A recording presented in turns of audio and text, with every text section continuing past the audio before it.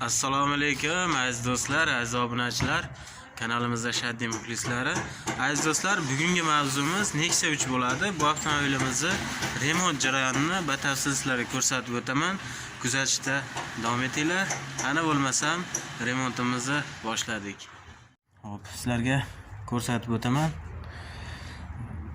Faramiz singan, buferimiz ozgina qirilgan, chiqib ketgan buferlari. Mana eshigimiz ozgina urilgan. Mana bu eshiklarimizni almashtiramiz, ya'ni yangi qo'yiladi. Mana yon tarafdan ko'rinish holati. Xo'p, aziz do'stlar, bu avtomobilimizni polniy remont jarayonini ko'rsatib o'taman. Kuzatishda davom etinglar. Bo'lmasam biz remontimizni boshlaymiz hozir.